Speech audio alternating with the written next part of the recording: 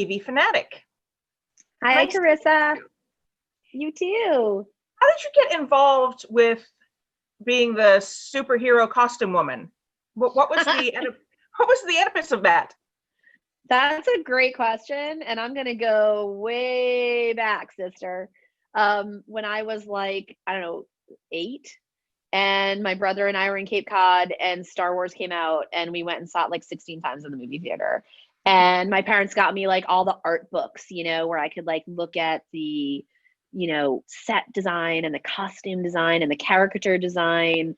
And when people ask me this question, honestly, that's like where I have to go back to, because I realize I would spend countless hours up in my room just like absorbing everything in these books. And that's really the seed was planted there. I was always the kid who, even when I was a 45-year-old kid slash, 51-year-old kid with my own kid, I watched Saturday morning cartoons, like I just always have, I always will. I was always drawn to the superhero cartoons.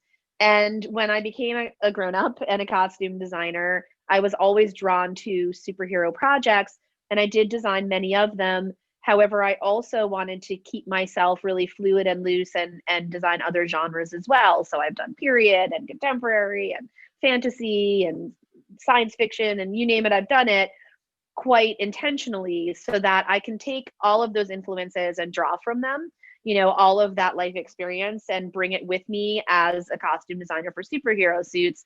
And I think that that's really helpful, because what that gives me is not only this sort of like innate like way of working as a costume designer where you have like a relationship with the actors and fittings and delving into character and stuff, but it also gives me this sort of broad base for collecting information and doing research and also production minded information. So I can, for instance, like I've designed giant tentpole Hollywood movies.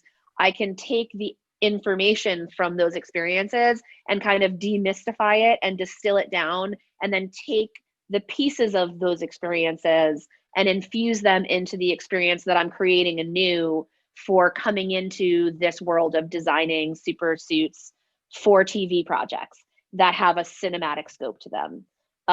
So that's kind of the story there. And you answered kind of some of my other questions while doing that, but let me ask, whenever you're creating these suits, you want them to look lovely, you want them to be an inspiration to the original material, but how do you also make them so that people can wear them all day long? That's and a great just question. Stand there. That's a really great question. And it's really, I say to my team often that function needs to lead form.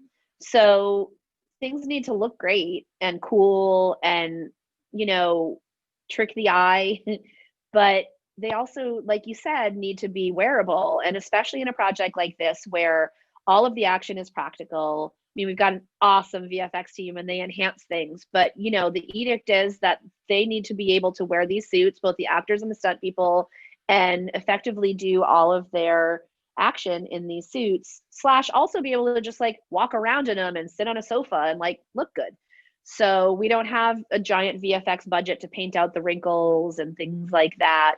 So the answer to that is I actually was an athlete growing up, and I was into kickboxing, and my concept artist will tell you, I will be in their room and I'll be up like lifting my leg and kicking and throwing punches and like feeling how the suit would feel on my body, and thinking about, while we're in the conceptual stages, where things need to start, where they need to end, how they need to be constructed in a way that later when we have them on the actor, they'll actually be able to move in them, and also in the stunt person. We also then in the fittings have several sort of generations of all of the pieces of the suit. So like we'll start with a foam fabricated constructed piece to kind of figure out proportions on the actor's actual body and the stunt person's actual body. Then we'll go into a 3D sculpted hard element and check again. Then we'll turn that into a mold.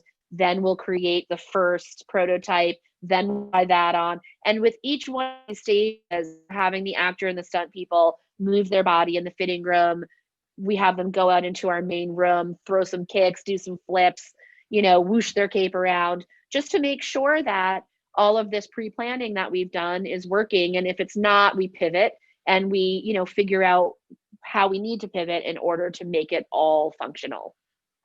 Well, thank you so much. I really appreciate talking with you today. I love your suits. Thank you so much. Nice to talk to you too, Carissa. Bye-bye. Okay. Bye now. Bye, Carissa.